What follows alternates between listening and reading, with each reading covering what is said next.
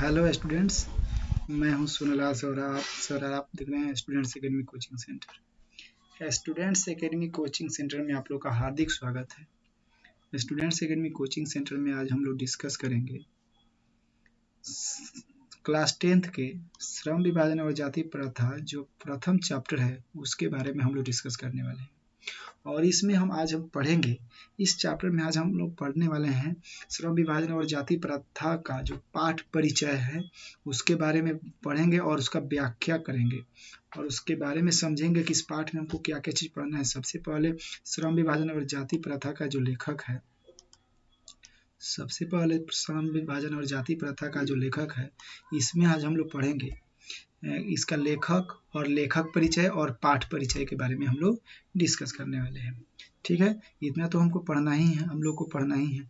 लेकिन यदि आप लोग इस चैनल पे नए हैं तो इस चैनल को आप लोग सब्सक्राइब कर दीजिए ताकि आप लोगों को समय समय पे मैट्रिक के सभी विषयों का व्याख्या और उसके बारे में, जैसे मैथ का भी क्रैश कोर्स में लेकर आने वाले हैं। जैसे ही चैप्टर समाप्त, हिंदी का बुक समाप्त हो जा रहे हैं, 25 दिन का क्रैश कोर्स है, 25 दिन में जैसे ही समाप्त हो जाएंगे उसके बाद मैथ का क्रैश कोर्स लेकर आने वाले हैं। ठीक है, तो इस प्रकार से आप लोग को प्रतिदिन एक वीडियो जरूर मिलेगा और लास्ट में अब वीडियो के अंत तक जाते जाते आप लोग के लिए 30 प्रश्न भी है ऑब्जेक्टिव।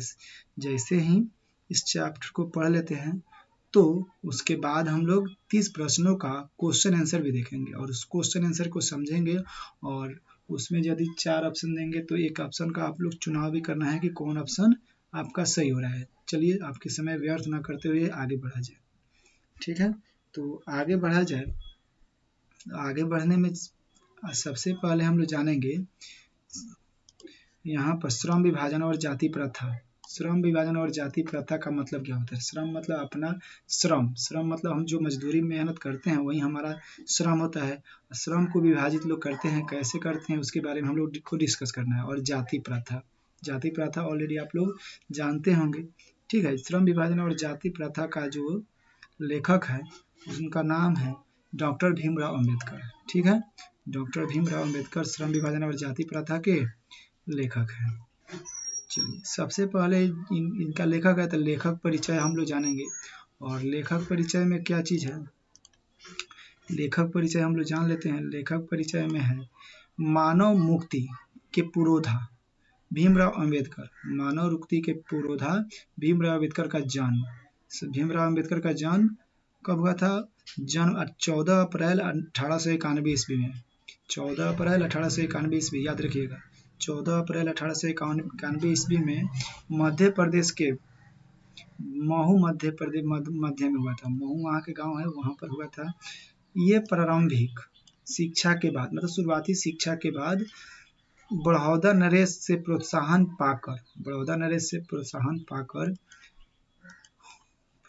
पाकर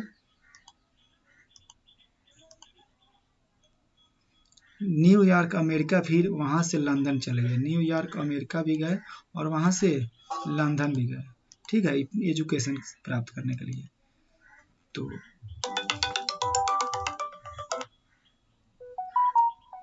एक सेकेंड रुकिएगा।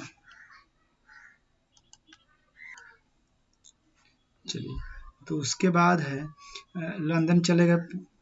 उसके बाद कुछ दिनों तक वहाँ वकालत करने के बाद, मतलब लंदन में गए, न्यूयॉर्क, और वहाँ कुछ दिनों के वकालत करने के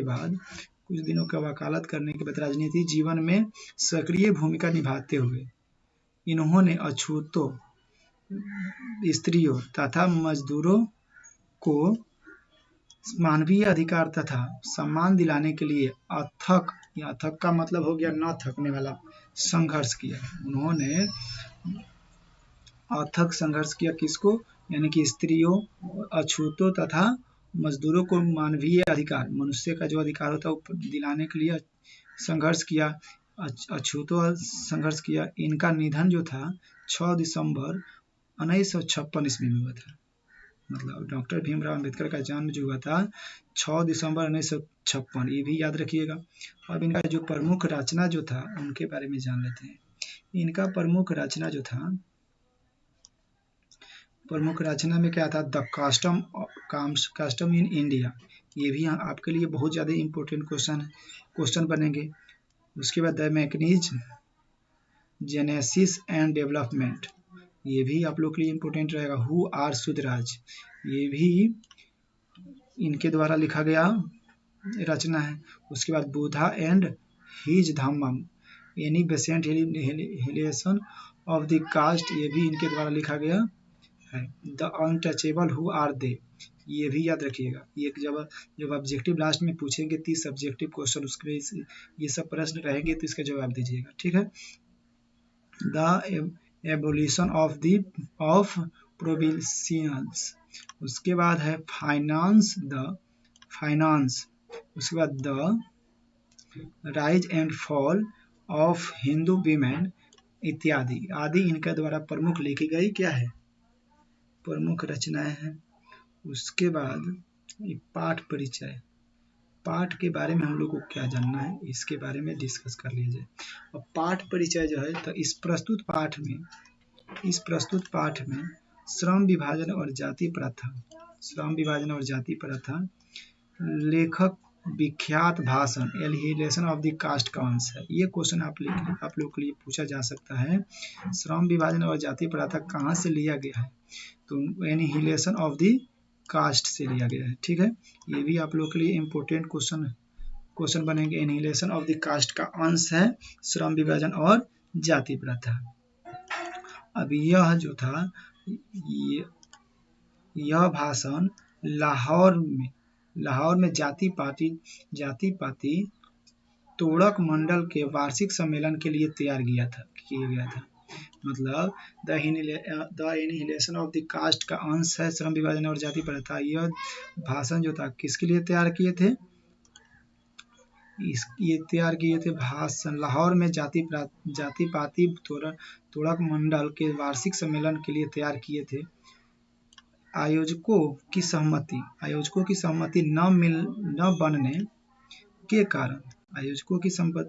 न बनने के कारण सम्मेलन स्थगित हो गई। मतलब आयोजक जितना भी थे लोग उन लोग का सहमति नहीं मिला, इसके चलते वो क्या स्थगित कर दिया गया और यह पढ़ा ना जा सका और सम्मेलन में नहीं बताया गया the annihilation of the caste के बारे में। लेखक ने इस जातिवाद के आधार पर की जाने वाली असमानता का विरोध किया। क्या किया, असमानता जो था उसका विरोध किया।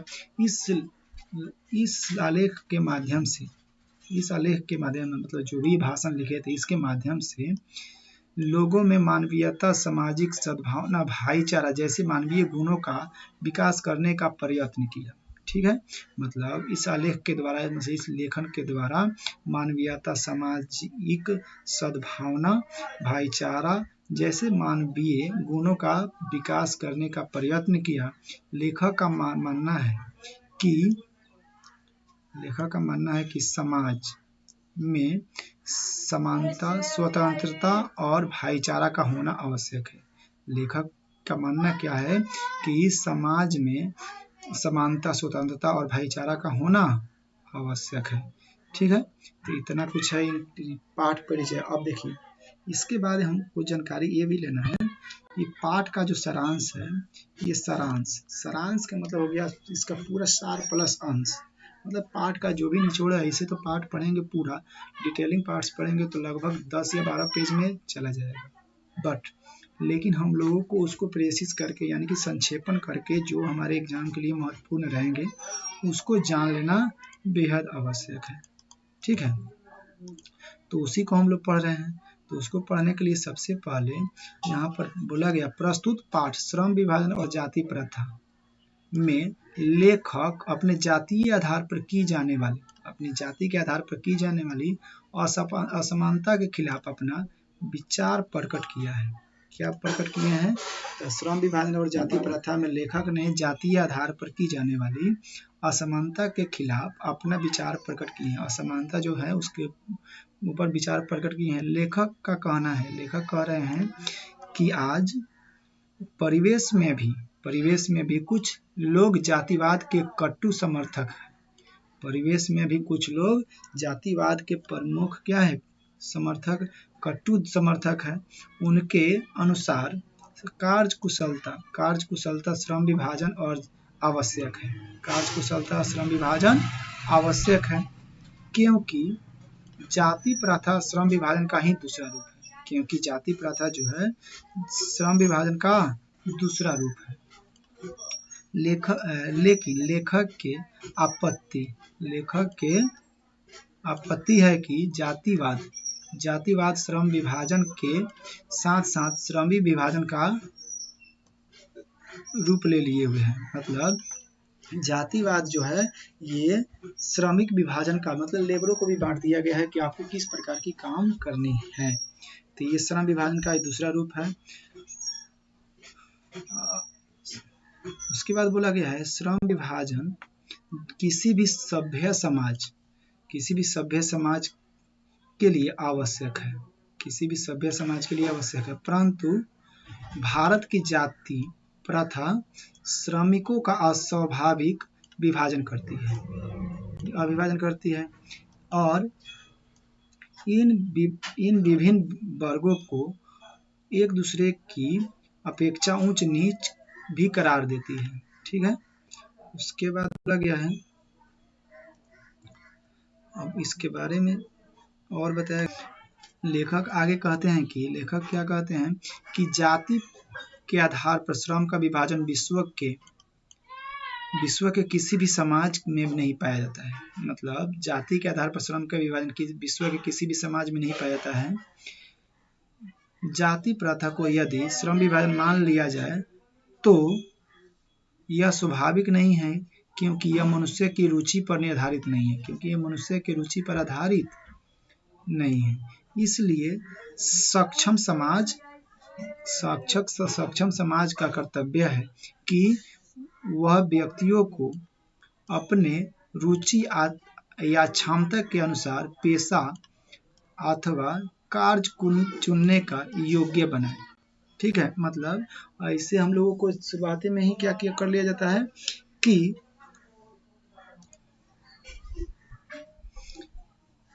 इसमें इस सिद्धांत के आधारित नहीं है। इसलिए जाति प्रथा दूषित सिद्धांत यह है कि इससे मनुष्य के माता पिता के सामाजिक स्तर के अनुसार पेशा अपनाने के लिए मजबूर होना पड़ता है। अब इसमें जैसे माता पिता जो वर्क करते हैं उसी वर्क को हमको आगे बढ़ाना पड़ता है। ये सामाजिक स्तर का क्या है दूषित सिद्धांत है। जैसे कोई पंडित है तो अगर पंडित वाले हो तो बुरा मत मानिएगा, अगर पंडित जाति के है तो वो आगे उनको क्या करना है अपने फ्यूचर में उनके माता पिता ही क्या करते हैं तय कर देते हैं। इसलिए जाति के आधार पर हम लोग को अपना फ्यूचर डिसाइड नहीं करना चाहिए। हमारे पास जो अब एबिलिटी है जो क्षमता है उसी के अनुसार काम करना चाहिए। उसके बाद बोला गया जाति प्रथा में गर्भधारण के समय ही मनुष्य का पेशा निर्धारित कर लिया जाता है। जैसे जाति प्रथा में क्या होता है कि मनुष्य को गर्भधारण के समय ही क्या कर लिया जाता है उसका पेशा उसका जो भी क्या करने वाले हैं उसको डिसाइड कर लिया जाता है। जैसे कोई पंडित जाति से है तो उनको जब गर्भ में पल रहे बच्चे को ही जन्म दिया जाता है पंडित जाति से है, ये लोगों के शादी ब्याह वगैरह ये सब कराने में सक्षम रहेंगे। ठीक है। उसके आगे बताया गया है कि जो अन्यायपूर्ण है, सही बात है, अन्यायपूर्ण है। बच्चा आगे चलकर उनका फ्यूचर क्या होने वाला है इसको लोग डिसाइड नहीं करते हैं और इसको बता देते हैं कि वो पंडित ही बनने वाले हैं। या जो और भी जाति में है वो केवल पंडित की बात नहीं की जाएगी, लेकिन यहाँ समय को व्यर्थ ना करते हुए और सब डिटेल हम नहीं बता पाएंगे। ठीक है। चलिए उसके आगे बताया गया जाति प्रथा पेशे का दोषपूर्ण निर्धारण नहीं है बल्कि जीवन भर के लिए मनुष्य को एक ही पेशे में बांध भी देती है। ठीक है। जाति प्रथा दोषपूर्ण निर्धारण ही नहीं है। दोष तो है कि बात जाति जन्म से ही बता दिया जाता कि आपको इस जाति से यही काम कर सकते हैं, लेकिन बल्कि जीवन भर के लिए मनुष्य को एक ही पेशे एक ही कार्य को करने में बांध देती है। इसके कारण यदि किसी उद्योग धंधे तकनीक में परिवर्तन हो जाता है तो वह लोग भूखे मरने के अलावा कोई चारा नहीं रह जाता है। ठीक है, इसके अलावा भूखे मरने में की चारा भी चल जाता है, क्योंकि क्योंकि खास पेशे में बंधे होने के कारण वह बेरोजगार हो जाता है। हिंदू धर्म की जाति प्रथा किसी भी व्यक्ति को उसका ऐसा पेशा चुनने को अनुमति नहीं देता है जो उसका पैतृक पेशा न हो, भले ही वह माहिर या पारंगत क्यों न हो। मतलब किसी कार्य को अलग कार्य करना चाहते हैं, लेकिन ये सब नहीं है। उसके बाद फिर बताया गया है, अर्थात आप किसी कार्य में कितना भी अच्छा होते हैं तो क्या हुआ, जाति प्रथा के अनुसार अपने पिता का ही पेशा अपनाना पड़ता है। मतलब आप आगे चलकर कोई भी काम कीजिए, आपका पिताजी जो काम करते हैं उसी काम को अपनाना पड़ता है। ये रुचि को छोड़ना चाहिए। लेखक आगे कहते हैं कि भारत में पेशा परिवर्तन की अनुमति न होने के कारण बेरोजगारी होती है। मतलब भारत में पेशा परिवर्तन अगर लोग ना करते हैं तभी क्या होती है, बेरोजगारी होती है। जैसे कोई हम यादव जाति को ले लेते हैं तो वो लोग क्या करते हैं, दूध वगैरह बेचते हैं, तो पेशा परिवर्तन यदि नहीं करेंगे तो उन लोग तब अधिक से अधिक क्या होगी, बेरोजगारी बढ़ जाएगी। जाति प्रथा से किया गया श्रम विभाजन किसी भी स्वेच्छा पर निर्भर नहीं होता है, जिसके कारण लोग निर्धारित कार्य को अभिरुचि के साथ विवशतास करते हैं। इस प्रकार जाति प्रथा व्यक्ति की स्वाभाविक प्रेरणा, रुचि व आत्मशक्ति को दबाकर उन्हें स्वाभाविक नियमों में जकड़कर निष्क्रिय बना देती है। ठीक है, उसके बाद फिर बोला गया है, थोड़ा सा और है, इसको कंप्लीट कर लिया जाए। जाति प्रथा में श्रम विभाजन मनुष्य की इच्छा पर निर्भर नहीं करता है। मतलब कहने का अर्थ यह है कि जाति प्रथा में श्रम विभाजन मनुष्य की इच्छा पर निर्भर नहीं करता है, बल्कि वह अपने पिता के पेशा में बंध जाना पड़ता है। ठीक है, तो इससे जो है बेरोजगारी और ज़्यादा बढ़ जाती है। उसके बाद फिर बोला गया है, ऐसी स्थिति में जहां काम करने वाले का ना दिल लगता है ना दिमाग लगता है, जैसे वो उनका पेशा कुछ और है, दिमाग कोई और काम करने के लिए कर रहा है, लेकिन पिताजी के काम में फंसे हुए हैं, तो इसमें ना दिल लगता है और नहीं दिमाग लगता है। कोई कुशलता भी प्राप्त नहीं की जा सकती है। इसलिए लेखक क्या कहते हैं कि आर्थिक पहलू से भी जाति प्रथा का हानिकारक प्रथा है। समाज का रचनात्मक पहलू पर विचार करते हुए लेखक कहते हैं कि आदर्श समाज वह है जो जिसमें स्वतंत्रता, आदर्श समाज क्या है, तो ये भी क्वेश्चन आएगा, लेखक के अनुसार आदर्श समाज क्या है, अपने उत्तरों का तर्क दें। ये सब्जेक्टिव में आएंगे क्वेश्चन। ठीक है, तो इसको याद रखिएगा। क्या कहते हैं, आदर्श समाज वह है जिसमें स्वतंत्रता भाईचारा को महत्व दिया जा रहा है।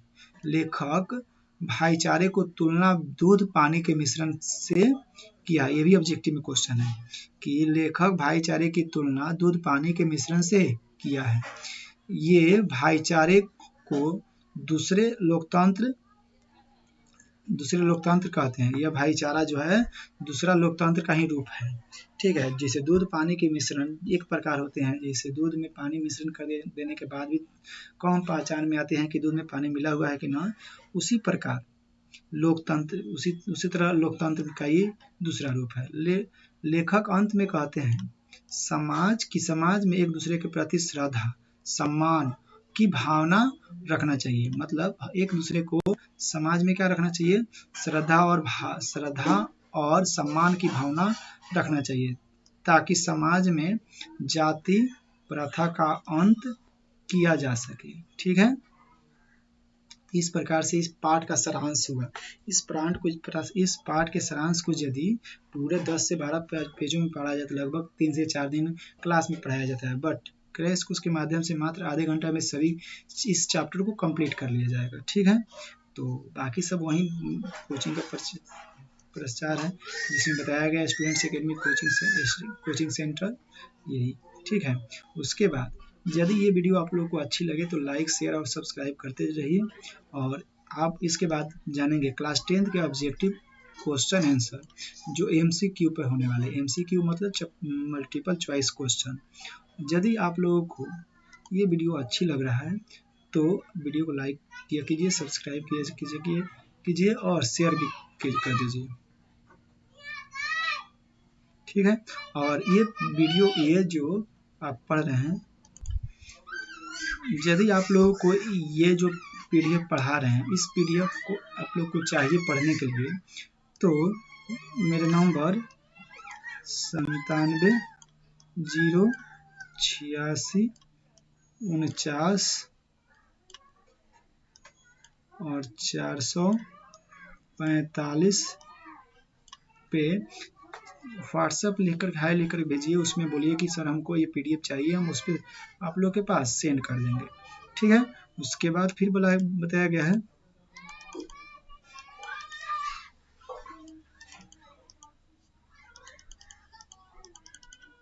ठीक है, अब यहाँ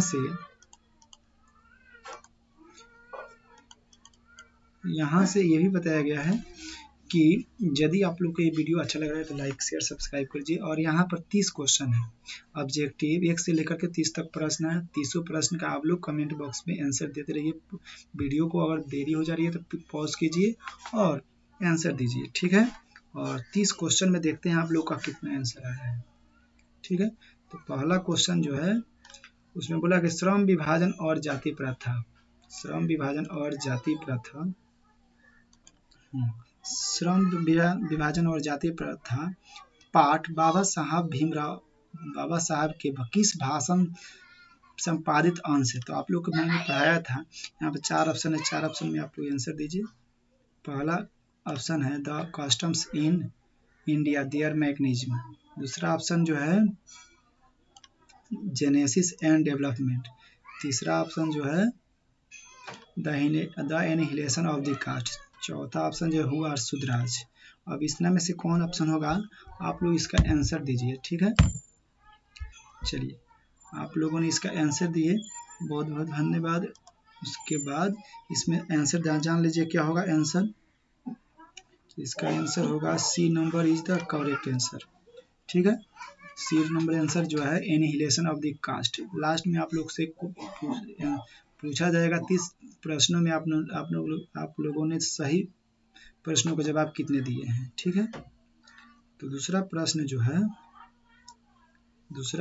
जो है कि श्रम विभाजन और जाति प्रथा के लेखक हैं। श्रम विभाजन और जाति प्रथा के लेखक कौन है? रामविलास शर्मा, भीमराव अंबेडकर, गुणाकर मुले या महात्मा गांधी। अब सही इसका आंसर दीजिए आप लोग। तो इसका सही आंसर क्या होगा? भीमराव अंबेडकर। इसका सही आंसर भीमराव अंबेडकर। ठीक है, 3 नंबर प्रश्न जो है उसमें बोला गया है भीमराव अंबेडकर का जन्म कब हुआ था? तो भीमराव अंबेडकर का जन्म कब हुआ था? ए नंबर ऑप्शन में है 15 अप्रैल 1819, बी नंबर ऑप्शन में है 14 अप्रैल 1891, सी नंबर ऑप्शन में है 18 अप्रैल 1918 और डी नंबर में ऑप्शन है 14 जनवरी 1919। इसका सही आंसर दीजिए। तो इसका सही आंसर क्या हो पाएगा? इसका सही आंसर क्या होगा? 14 अप्रैल 1891। 14 अप्रैल 1891। चलिए आगे बढ़ते हैं। उसके बाद अगला क्वेश्चन जो बताया गया है 4 नंबर क्वेश्चन में है डॉक्टर भीमराव अंबेडकर का जन्म किस राज्य में हुआ था? तो आप लोगों ने मैंने बताया था किस राज्य में, उत्तर प्रदेश या मध्य प्रदेश या हिमाचल प्रदेश या बिहार। तो 4 नंबर क्वेश्चन का आंसर क्या होगा? 4 नंबर क्वेश्चन का आंसर होगा मध्य प्रदेश। ठीक है, अगला क्वेश्चन 5 नंबर प्रश्न में बोला गया है कि भीमराव अंबेडकर की मृत्यु कब हुई थी। तो भीमराव अंबेडकर की मृत्यु, इसको भी मैंने आप लोग को बताया था। इसका ऑप्शन सही आंसर दीजिए आप लोग कमेंट बॉक्स में। पहला ऑप्शन है जनवरी 1965, दिसंबर 1956, फरवरी 1914 और मार्च 1865। ठीक है, तो इसका आंसर सही आप लोग दीजिए। इसका आंसर होगा बी यानी कि दिसंबर 1956, यानी कि मैंने इसको भी पढ़ाया था। उसके बाद बोला गया है कि 6 नंबर क्वेश्चन में कि भीमराव अंबेडकर के चिंतन और रचनात्मक के मुख्यतः कितने प्रेरक व्यक्ति रहे हैं। तो भीमराव अंबेडकर के चिंतन और रचनात्मक के मुख्यतः कितने प्रेरक व्यक्ति रहे हैं। इसका सही आंसर दीजिए। पहला ऑप्शन जो है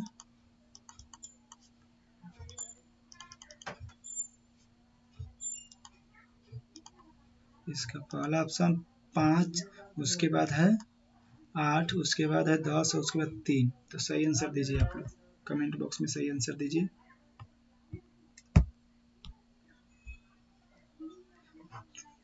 अब इसका आंसर देखिए क्या होगा। इसका आंसर जो होगा D is the correct answer. आपका सही आंसर क्या होगा? डी। चलिए अगला क्वेश्चन जो है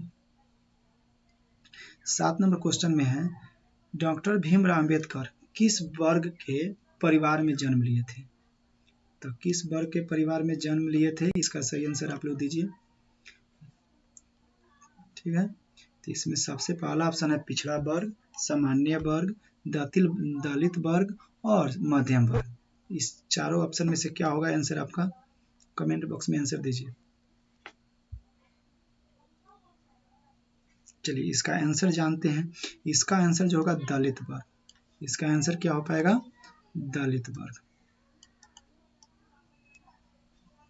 ठीक है, आगे अगला क्वेश्चन है 8 नंबर क्वेश्चन में कि जातिवाद के पोषक द्वारा श्रम विभाजन का किसका दूसरा रूप माना जाता है। इसको भी मैंने पढ़ाया था। जातिवाद के पोषक द्वारा श्रम विभाजन का किसका दूसरा रूप माना जाता है। तो इसमें सही एक ऑप्शन दीजिए अपना। ऑप्शन है, सही आंसर दीजिए।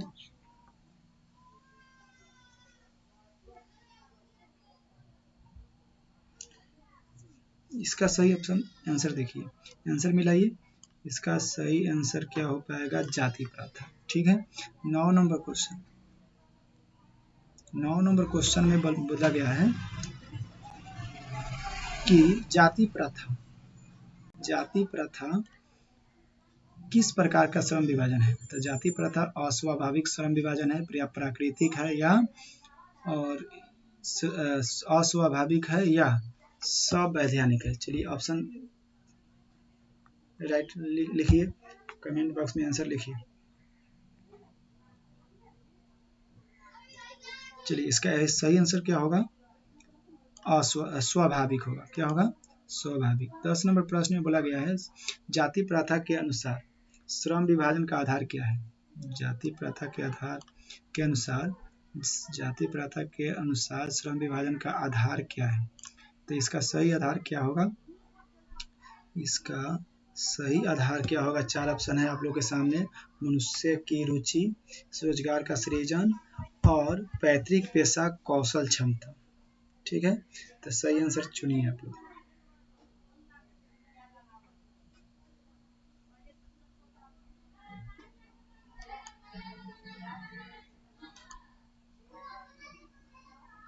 चलिए आंसर देखते हैं। इसका सही आंसर होगा पैतृक पेशा। इसका सही आंसर क्या होगा? पैतृक पेशा। इसका सही आंसर जो होगा पैतृक पेशा। ठीक है, चलिए आगे बढ़ते हैं। 11 नंबर क्वेश्चन में बोला गया है श्रम विभाजन और जाति प्रथा शीर्षक किनके द्वारा हिंदी में रूपांतरित है। मतलब श्रम विभाजन और जाति प्रथा किनके द्वारा हिंदी में रूपांतरित है। इसका सही आंसर टाइप कीजिए कमेंट बॉक्स में।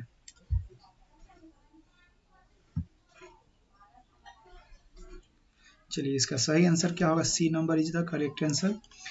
उसके बाद सी नंबर यानी कि ललाई सिंह यादव। 12 नंबर प्रश्न बोला गया है, जाति प्रथा मनुष्य के पेशे को किस प्रकार प्रभावित करती है। जाति प्रथा मनुष्य के पेशे को किस प्रकार प्रभावित करती है।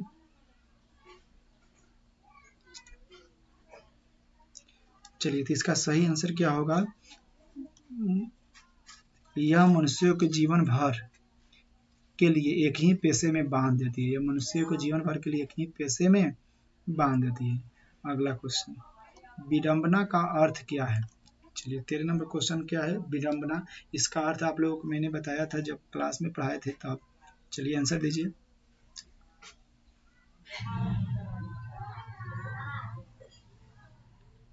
चलिए विडंबना का अर्थ होता है उपहास।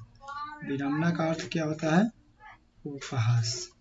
उसके बाद है 14 नंबर क्वेश्चन जो है, सच्चे लोकतंत्र का पर्याय बताइए। सच्चे लोकतंत्र का पर्याय अभी आप लोगों को मैंने पढ़ाया था।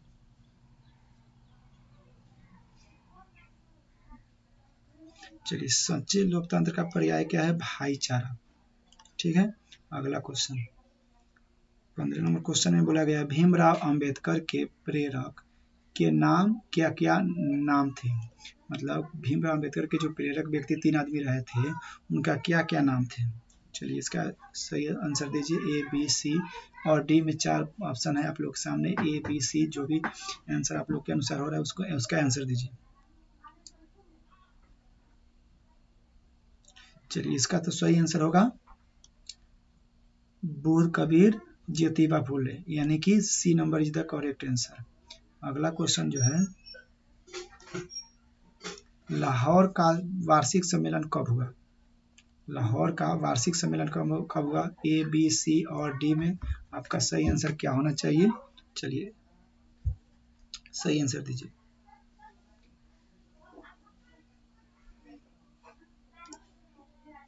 चलिए इसका तो सही आंसर होगा B. B is the correct answer, यानी कि B is the correct answer, यानी कि 1936। 17 नंबर प्रश्न में बोला गया है, 17 नंबर प्रश्न में बोला गया है कि भीमराव अंबेडकर की रचनात्मक के प्रेरक व्यक्ति थे। मतलब 4 ऑप्शन में क्या होगा आंसर, सही आंसर दीजिए। अभी इसके पहले जो क्वेश्चन आया था उसी से रिलेटेड प्रश्न है। चलिए तो इसका सही आंसर क्या होगा, ज्योतिबा फुले। क्या होगा, ज्योतिबा फुले। अगला क्वेश्चन जो है, किनके प्रोत्साहन पर बाबा साहेब भीम उच्चतर शिक्षा हेतु न्यूयॉर्क गए। अभी इसको आप लोग को मैंने पढ़ाया था इसका आंसर आप लोग को मालूम होगा। चलिए काशी नरेश, पटियाला नरेश, बड़ौदा नरेश और दरभंगा नरेश, इस 4 ऑप्शन में से क्या आपका आंसर होगा, कमेंट बॉक्स में आंसर दीजिए।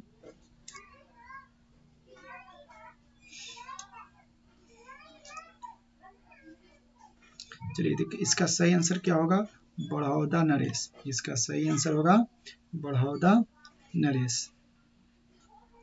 चलिए अगला क्वेश्चन पे आते हैं, बुद्धा एंड हिज धम्म के लेखक कौन है। तो इसको भी मैंने रचना इनका पढ़ाए थे तो उसमें बताए थे कि बुद्धा एंड हिज धम्म के लेखक कौन है।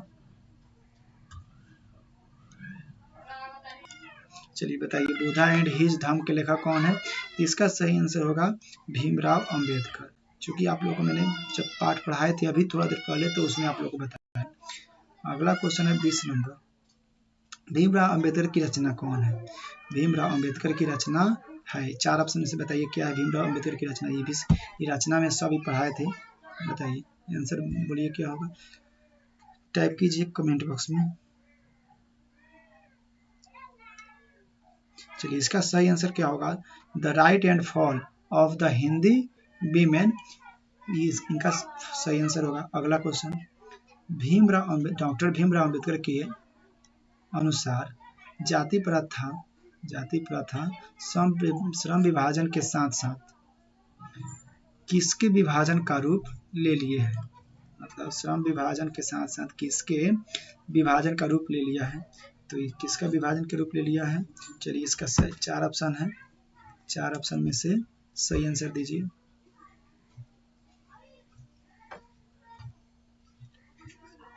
चलिए इसका सही आंसर क्या होगा, ए इज द करेक्ट आंसर, श्रम विभाजन।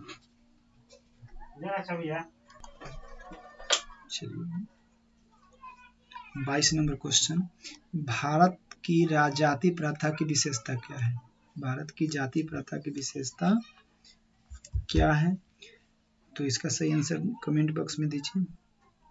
इसका सही आंसर होगा, यह श्रमिकों का अस्वाभाविक विभाजन है, यह श्रमिकों का अस्वाभाविक विभाजन। चलिए अगला क्वेश्चन, अगला क्वेश्चन जो है, जाति प्रथा स्वाभाविक श्रम विभाजन नहीं है क्योंकि। इस 4 ऑप्शन में इसका सही आंसर चुनिए और कमेंट बॉक्स में इसका आंसर दीजिए। जाति प्रथा स्वाभाविक श्रम विभाजन नहीं है क्योंकि, बताइए आंसर क्या होगा। इसका सही आंसर क्या होगा, D is the correct answer, D is the correct answer. इसका आंसर मतलब यह मनुष्य की रुचि पर आधारित नहीं है, यह मनुष्य की रुचि पर आधारित नहीं है। अगला क्वेश्चन जो है, श्रम आज के उद्योग में गरीबी और उत्पीड़न से भी बड़ी समस्या किसे मानते हैं? चलिए इसका सही आंसर दीजिए, क्योंकि मैंने इसको भी पढ़ाया था। ठीक है, तो 4 ऑप्शन में से इसका आंसर क्या होगा।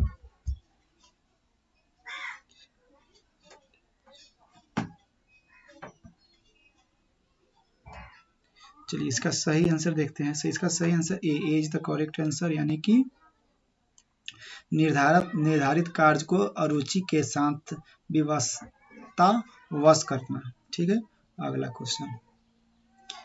क्वेश्चन में बोला गया है, कौन सी व्यवस्था मनुष्य के प्रशिक्षण अथवा उसकी निजी क्षमता का विचार किए ही उसकी पेशा निर्धारित कर देती है? तो उसकी पेशा जाति व्यवस्था, शासन व्यवस्था, या मध्य योगिन व्यवस्था, या आधुनिक व्यवस्था। चलिए इसका आंसर आप टाइप कीजिए कमेंट बॉक्स में। चलिए इसका सही आंसर बताते हैं। इसका सही आंसर जो होगा, जाति व्यवस्था। उसके बाद अगला क्वेश्चन है, आधुनिक मनु कहा गया है? किसको कहा गया है? डॉक्टर राजेंद्र प्रसाद को, महात्मा गांधी को, या सच्चिदानंद सिन्हा को, या डॉक्टर भीमराव अंबेडकर को? चलिए इसका सही आंसर दीजिए। 26 का सही आंसर क्या होगा 4 ऑप्शन में?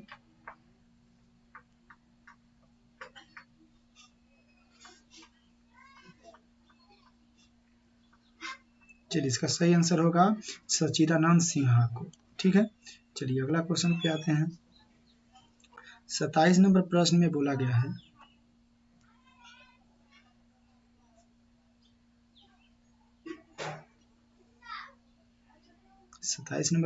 गया है, संचारित का शब्दार्थ है। संचारित का शब्दार्थ है, मतलब संचारित शब्दों का अर्थ क्या है? तो आरोहित, चलित, प्रवाहित, या स्वचालित। तो इसका सही आंसर दीजिए। तो इसका सही आंसर क्या हो जाएगा? प्रवाहित। इसका सही आंसर हो जाएगा प्रवाहित। उसके बाद 28 नंबर प्रश्न में बोला गया है, लेखक की दृष्टि में विडंबना की बात क्या है? लेखक के नज़र में दृष्टि में यानी कि नज़र में विडंबना की बात क्या है? तो इसका सही आंसर दीजिए। इसका सही आंसर 4 ऑप्शन में से चुनिए।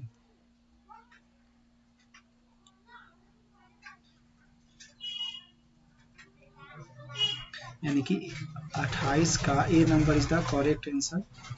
ऑप्शन में ए जो है सही आंसर है, जातिवाद के पुस्तकों की कमी नहीं है। उसके बाद 29 नंबर प्रश्न में बोला गया है कि लेखक की दृष्टि में आदर्श समाज कैसा होना चाहिए? लास्ट में मैंने आप लोगों को पढ़ाया था कि लेखक की दृष्टि में आदर्श समाज कैसा होना चाहिए। इस प्रश्न को भी मैंने बता दिया था। चलिए इसका सही आंसर चुनिए, 4 ऑप्शन में से क्या होगा।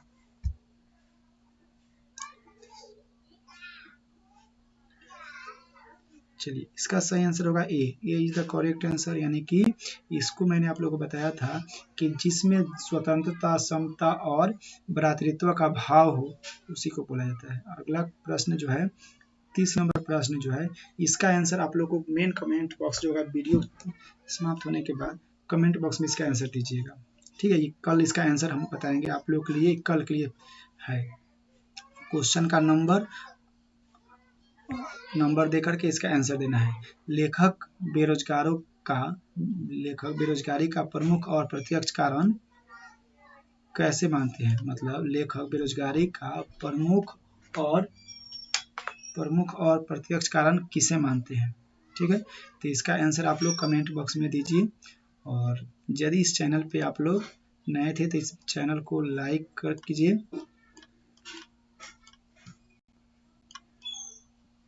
और सब्सक्राइब भी कीजिए और शेयर भी कीजिए।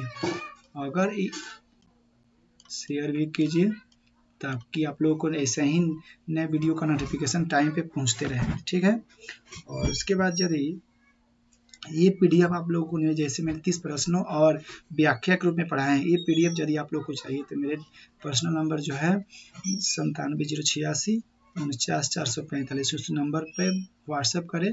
और व्हाट्सएप करने के बाद आप लोग बोलिएगा कि सर फर्स्ट चैप्टर का हमको पीडीएफ चाहिए, हम भेज देंगे। ठीक है, तो आज के लिए बस इतना ही। Thank you.